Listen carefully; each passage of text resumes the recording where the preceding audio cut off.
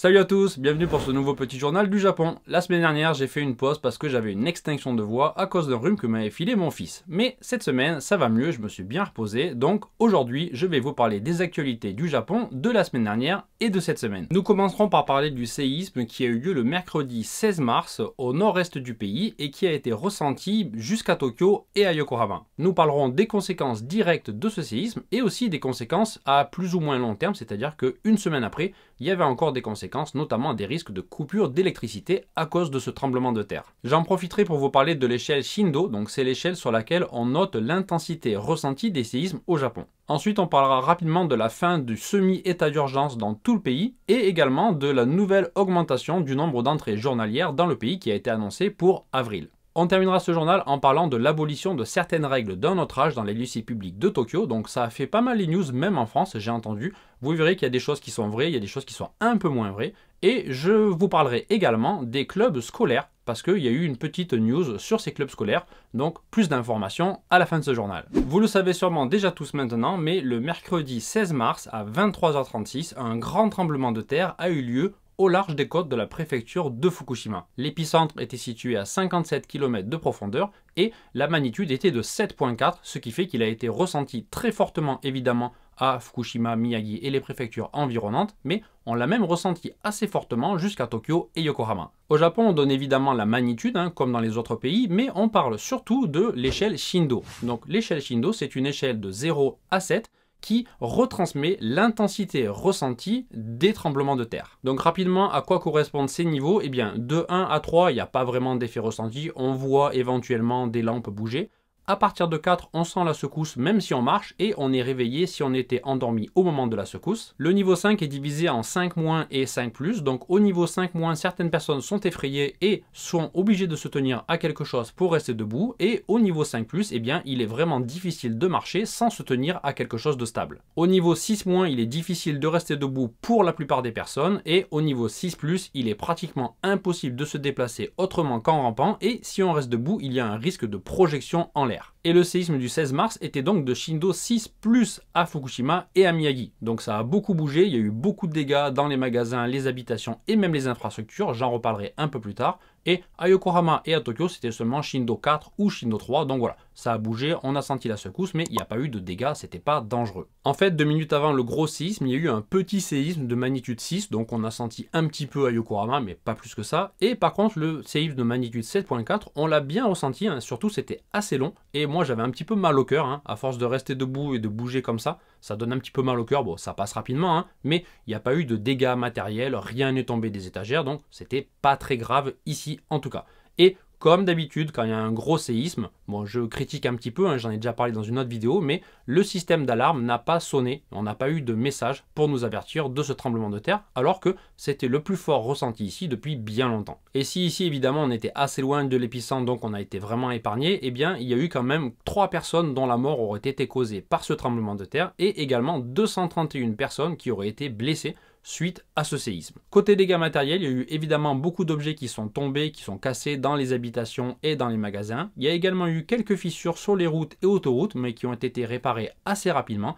Et il y a aussi eu un Shinkansen qui a déraillé légèrement, donc plusieurs wagons ont déraillé, mais heureusement, aucun passager n'a été blessé. Et ce séisme a donc eu lieu presque 11 ans jour pour jour après le terrible séisme qui avait causé le tsunami et l'accident nucléaire à Fukushima, mais heureusement cette fois il y a eu une alerte au tsunami, mais elle a été levée quelques heures plus tard parce qu'il y avait seulement des vagues de 50 cm, et fort heureusement également, la centrale de Fukushima n'a signalé aucun incident technique. Autre conséquence de ce tremblement de terre, 2 millions de foyers ont été privés d'électricité, dont 700 000 à Tokyo et à Yokohama. Moi j'ai des élèves qui habitent près de la gare de Yokohama et qui ont eu des coupures d'électricité pendant plus de 2 heures ce soir-là, et il y a également des coupures d'eau donc dans les régions proches de l'épicentre, et pendant plusieurs jours, même la semaine suivante, il y avait encore des foyers qui n'avaient pas accès à l'eau courante. Et cette semaine, mardi, donc presque une semaine après le tremblement de terre, eh bien, il y a eu des conséquences encore sur Tokyo et sa région, c'est-à-dire qu'il y avait des risques de coupure d'électricité. En fait, après le séisme, plusieurs centrales thermiques ont été mises à l'arrêt pour des vérifications, et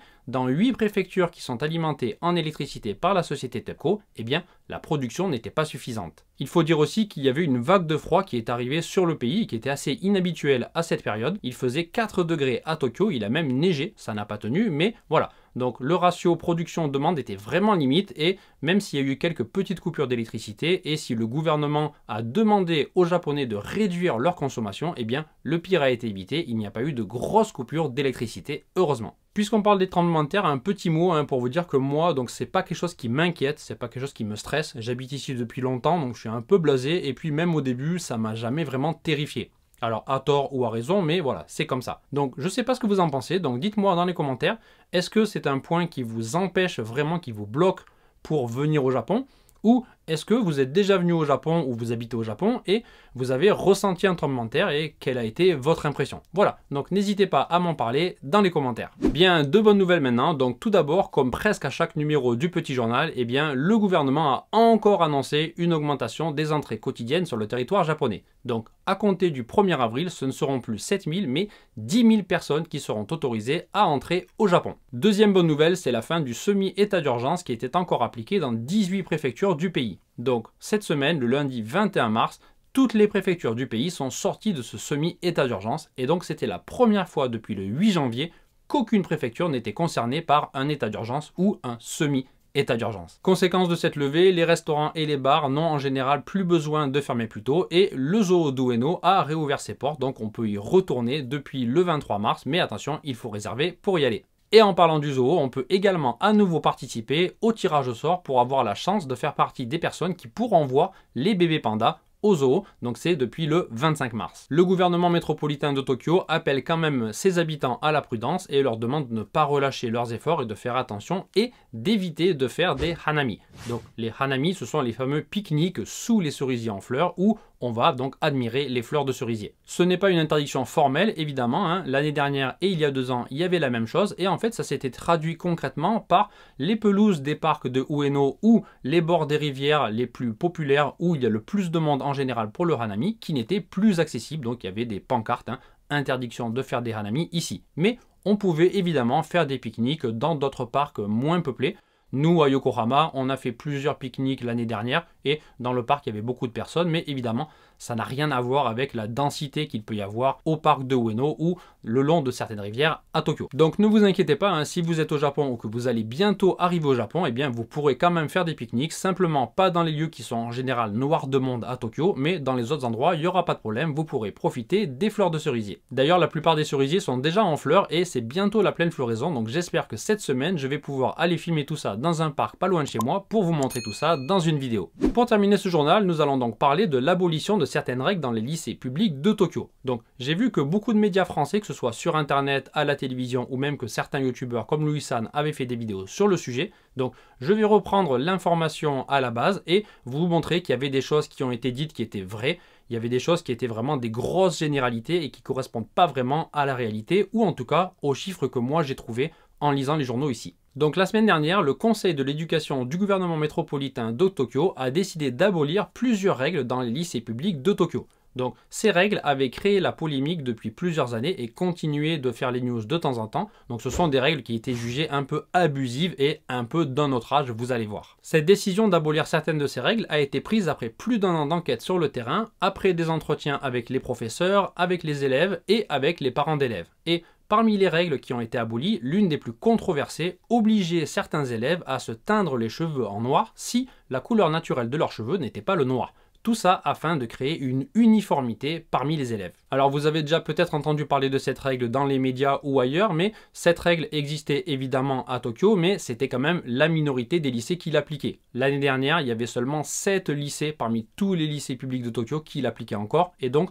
à partir d'avril, donc de la rentrée scolaire qui est le mois prochain, eh bien, il n'y aura plus aucun lycée qui l'appliquera. Par contre, attention, ça ne veut pas dire que les élèves qui ont les cheveux naturellement noirs pourront se les faire teindre. Ça non, ça reste interdit. Et donc, pour éviter ce genre de problème, eh bien, il y aura encore 20 lycées l'année prochaine à Tokyo qui demanderont aux élèves qui n'ont pas les cheveux naturellement noirs de fournir un certificat de couleur naturelle. Une petite précision sur cette règle et ce certificat de couleur naturelle, j'ai vu que Louis-San en avait parlé dans sa vidéo et il citait les chiffres d'un site internet appelé Vice que je connaissais pas et les chiffres que j'ai trouvés moi en lisant le Mainichi Shimbun, un journal japonais qui est disponible en anglais sur internet, eh bien les chiffres étaient un peu différents. Alors je sais pas si Vice avait des vieux chiffres ou si les chiffres de Mainichi Shimbun sont plus ou moins exacts, mais en tout cas je vous les donne. Donc d'après Vice, il y avait 44% des lycées qui appliquaient encore cette règle, mais d'après le Mainichi Shimbun, l'année dernière, il y en avait seulement 55 sur 196. Donc on est loin des 44%, et à partir d'avril, donc il y en aura seulement plus que 20 qui appliqueront encore cette règle.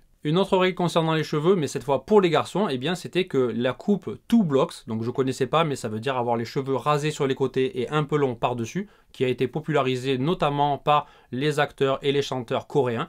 Eh bien, cette coupe était longtemps associée au Japon aux délinquants. Et donc, c'était interdit dans beaucoup de lycées, mais depuis quelques années, c'est très populaire chez les jeunes. Donc, à partir d'avril, eh bien, cette coupe ne sera plus interdite. Puisqu'on parle des cheveux des collégiens et des lycéens, un petit mot sur une information que j'ai vu passer aussi dans les médias français et étrangers, qui prétendait que les collégiennes japonaises et les lycéennes japonaises n'avaient pas le droit de faire de queue de cheval parce que ça exciterait les hommes. Louis-San en parlait également dans sa vidéo et ça laissait penser que effectivement cette règle était très appliquée. Alors moi j'ai cherché un petit peu et effectivement j'ai vu également une vidéo de Kevin du Japon en noir et blanc qui rétablissait un peu la vérité sur le sujet. Donc si vous revenez à la news d'origine ou que vous lisez les articles qui font des gros titres en disant que les collégiennes japonaises n'ont pas le droit au queue de cheval, eh bien vous verrez que en fait ça parlait surtout de 10% des collèges de la région de Fukuoka, donc dans la préfecture de Fukuoka, et donc il y avait seulement 10% des collèges qui appliquaient cette règle. Mais moi j'ai déjà entendu des élèves qui m'ont dit que dans leur collège et leur lycée, quand on avait les cheveux trop longs,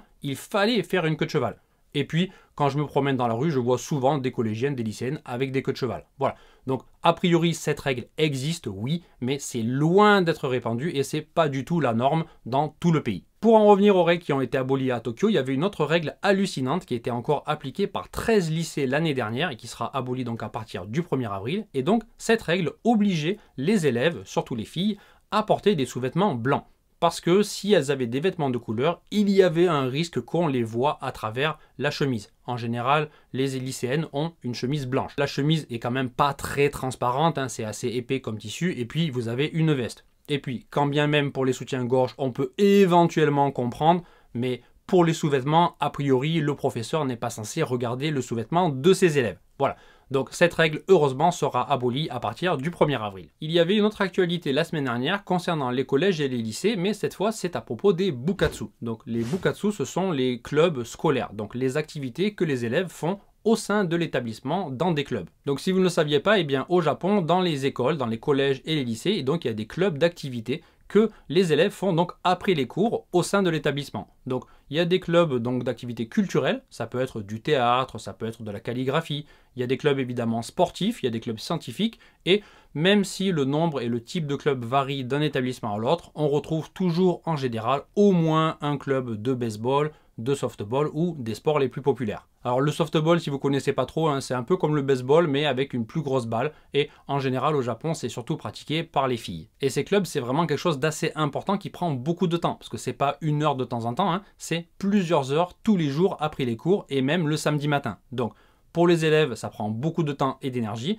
et j'en avais déjà parlé dans un autre numéro mais pour les profs qui sont en charge de ces clubs, c'est aussi beaucoup de travail. Et la semaine dernière, la Japan Youth Conference, qui est une association non lucrative qui a pour but de permettre aux jeunes de se faire entendre et d'exprimer leur avis, eh bien, elle a saisi la JSA au sujet du caractère obligatoire ou non de ces clubs. C'est la Japan Sport Agency qui dépend du ministère de l'Éducation et elle avait stipulé dans ses règles que la participation à ces clubs était facultative, mais malgré ça, il y a eu beaucoup de cas d'établissements, de collèges ou de lycées qui ont obligé des élèves à s'inscrire dans ces clubs alors que eux, ils ne voulaient pas. Voilà. Donc, la démarche de la Japan Youth Conference est de faire connaître la réalité des règles aux jeunes et donc d'informer le plus possible les jeunes sur le fait que ces clubs sont facultatifs et aussi d'alerter l'opinion publique et la JSA pour qu'elles transmettent bien l'information aux établissements pour qu'ils arrêtent d'obliger, de forcer des élèves qui ne souhaitent pas faire partie de ces clubs à les intégrer. C'est tout pour ce petit journal, j'espère que ça vous a intéressé et que ça vous a appris quelque chose. Si vous l'avez aimé, n'hésitez pas à partager la vidéo sur les réseaux sociaux. Et puis moi je vous souhaite une bonne semaine. J'espère pouvoir vous montrer une vidéo avec les cerisiers en fleurs pendant la semaine, mais c'est pas garanti. Donc Au pire, je vous donne rendez-vous dimanche prochain pour plus d'infos sur le Japon.